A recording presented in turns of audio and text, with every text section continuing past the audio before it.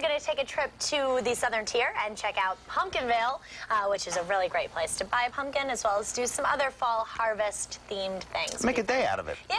That's right. Easily. Just you wait, Joe. This place is awesome. I love Pumpkinville.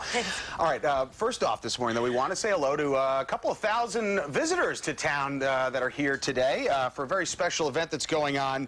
All the visitors are in town for the National Preservation Conference. 2,500 people from all 50 states are here for this architecture event. They're getting to tour buildings such as the Darwin Martin House, the Statler, and even the Richardson Complex. And if there's one thing we do right here, it's definitely architecture. Yes, Buffalo architecture is amazing. Yeah. And I am going to get to go in the Richardson Complex tomorrow. That's a treat. I can't wait. Yeah. Growing up in Buffalo, you see those towers. They are so iconic. Everybody wonders what it's like in there.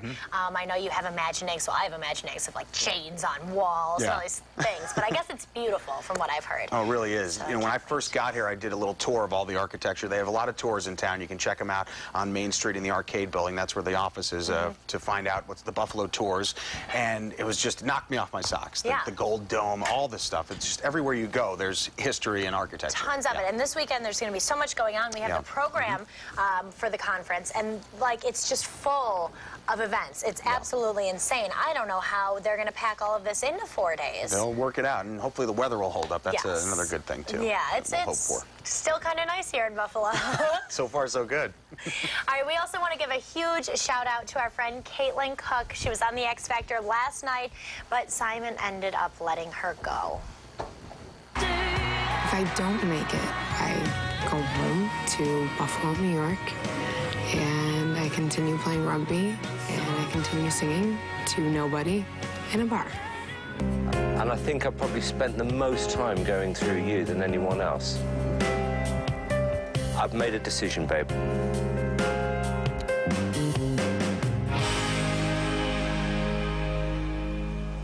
It's bad news. Nobody knows. You didn't make it. Nobody knows the rhythm. Now, I understand being devastated. It is a tough moment. But, Caitlin, people listen to you in bars here. We're really excited to have you back in Buffalo. That's right. There's a silver lining. She's going to be welcomed home. So. Have you ever seen her perform, like, out somewhere? Not out somewhere, because she's amazing. I don't get out that much. But, yes, no. But we had her on the show, of course, and I've seen the clips. And she's very talented, so she's going to land on her feet. But that was tough, you know? I mean, you know, when Simon says, babe, probably not a good thing, you know? Like, well, I don't know. If Simon called me babe, I'd be like, yeah, what's up? You're going to have me hang out a little longer? Cool.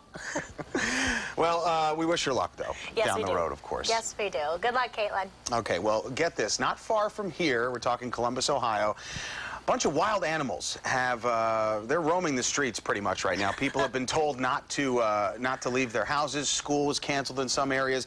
Here are the details. The signs on the highway say, caution, exotic animals. Stay in vehicle there. You don't see that sign on a highway when you're traveling down the road too much. The animals escaped from a wild animal preserve, we're told. And we're also told the owner there was found dead. We don't know a cause of death yet.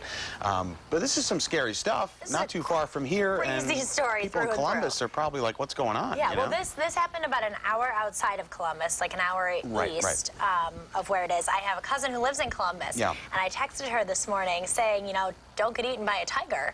And she thanked me for my concern, but had no clue any of this was even going on. Like, thanks for the heads up, too. Yeah, but I mean, some of the animals that were there were wolves. If wolves escaped, they can adapt to this sort of area pretty easily. Right. You have a theory on that. Like, they're pretty smart. I think and they maybe might be... that the animals became intelligent and kind of coordinated this huge escape plan. Might be smarter than you think. It's interesting. Yeah.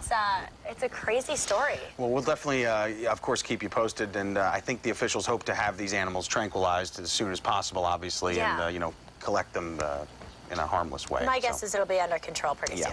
All right, Anderson Cooper today is talking about something pretty interesting. Germs.